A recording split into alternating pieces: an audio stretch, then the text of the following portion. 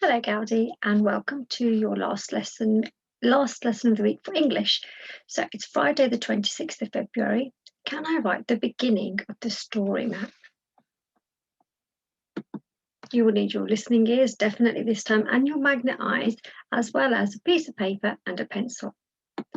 Right, let's recap by telling the first paragraph. So we're going to retell the first paragraph and then I'm going to show you how to write it.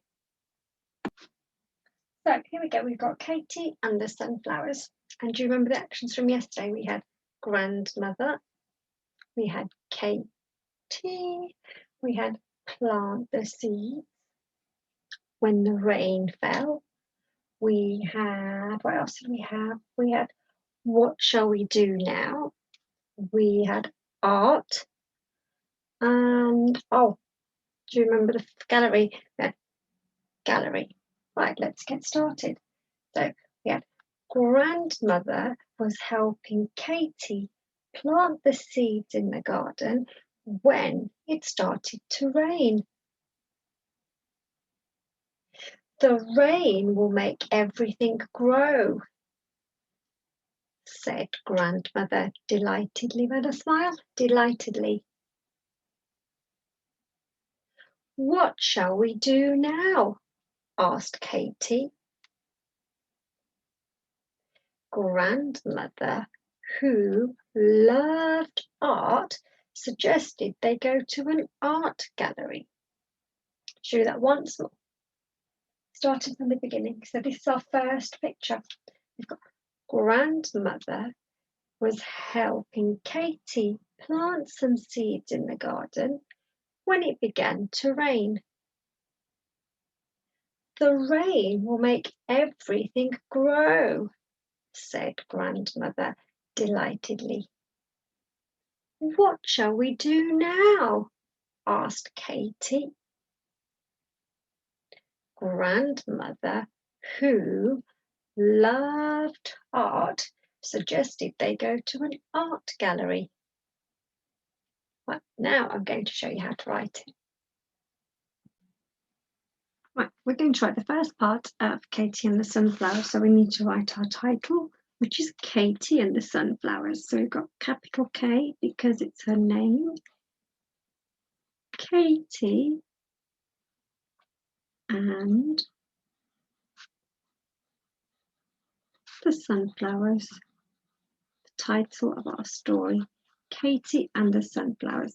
Now, do you remember what happened in the first part when Katie and Grandma were standing in the garden? So to help me, because you know Mrs Jalaf is like, she does forget what goes on in the pictures.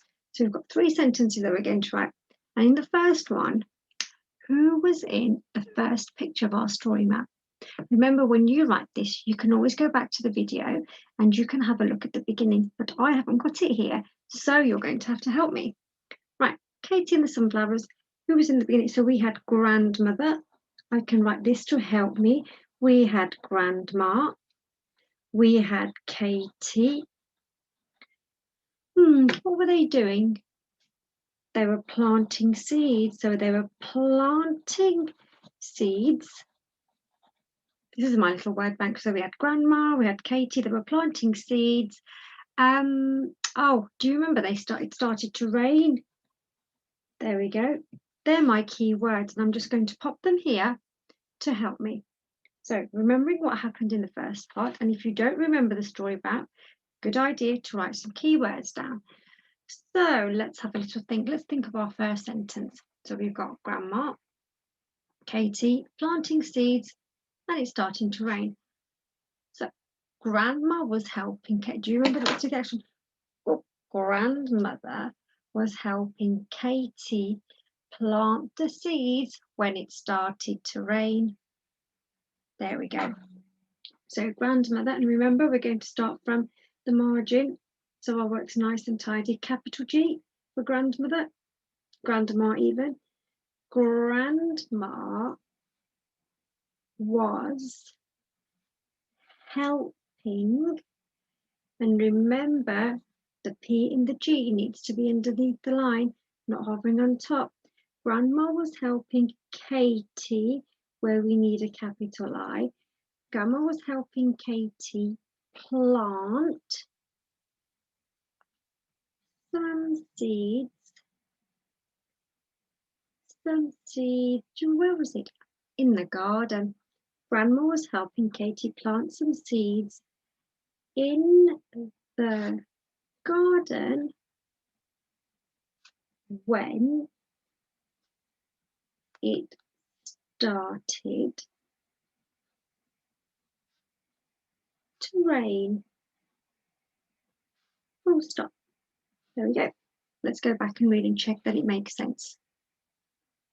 Grandma was helping Katie plant some seeds in the garden when it started to rain. Got my capital letter for Grandma. Katie, I've got my full stop. And did you notice that too? Yeah. Cross it out. It's not going to fit it, so I'm just going to cross it out. We don't need to use a rubber. So more time wasting using a rubber. Rain. Right, that's our first sentence. And we've got a full stop to show that we're going to write our next one. So what did Grandma talk about next? Let's use another word bank. So we had Grandma. So what was Grandma telling or speaking to Katie about? So the rain. So it was Grandma. She was talking about the rain. And she was quite happy. She was delighted. Do you remember delighted? She was delighted. Oh, she spoke delightedly. Delightedly. What was she talking about the rain? Pause the video, turn to your partner, turn to your teddy. That's right. She said everything will grow.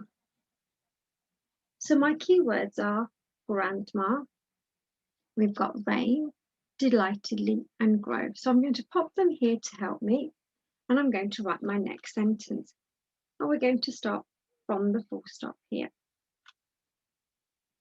And with this one, do you remember? I think Grandma was talking. So yesterday you had a lesson where you turned your speech bubbles into speech mark sentences, and that's what we're going to do.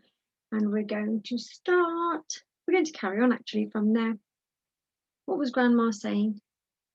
The rain will make everything grow. So if Grandma's saying the rain will make everything grow, that means we need to open our speech marks here, and then we can begin writing. The rain,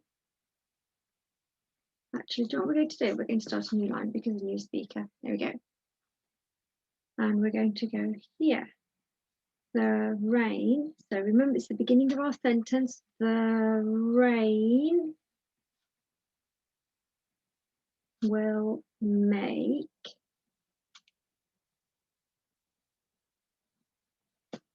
everything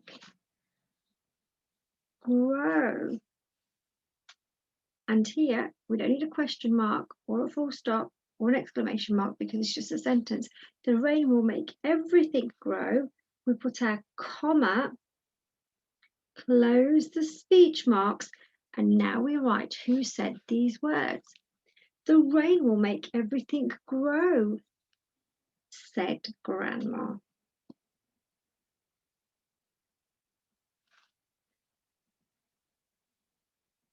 Said Grandma. Because we call her Grandma, she needs a capital letter. Now we can add our full stop. The rain will make everything grow, said Grandma. We've got our speech marks to say when she started speaking. And she finished on grow. We have got a comma because we need to write said Grandma. The full stop goes after the person who's speaking, and you've got your closing your speech marks there. I think I noticed the same as you. I've got a capital Y in my word, so I'm going to cross it out and just pop it in underneath. Everything grow. Y and G under the line. Right, that's our next sentence done. Who was speaking next? Remember, if you forget, go back to the text map, and have a look. It was Katie. Katie was talking. What did she say?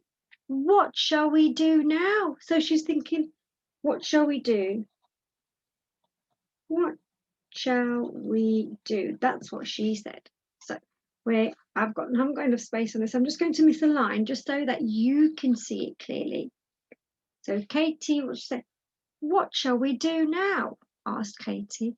And she was asking a question. So while I'm writing it, can you have a think what I need to finish what she is saying with? So do I finish? So when she's speaking, do I finish it with an exclamation mark? Do I finish it with a comma?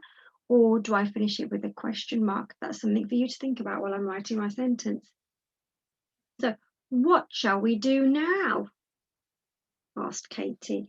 So open our speech marks, capital letter.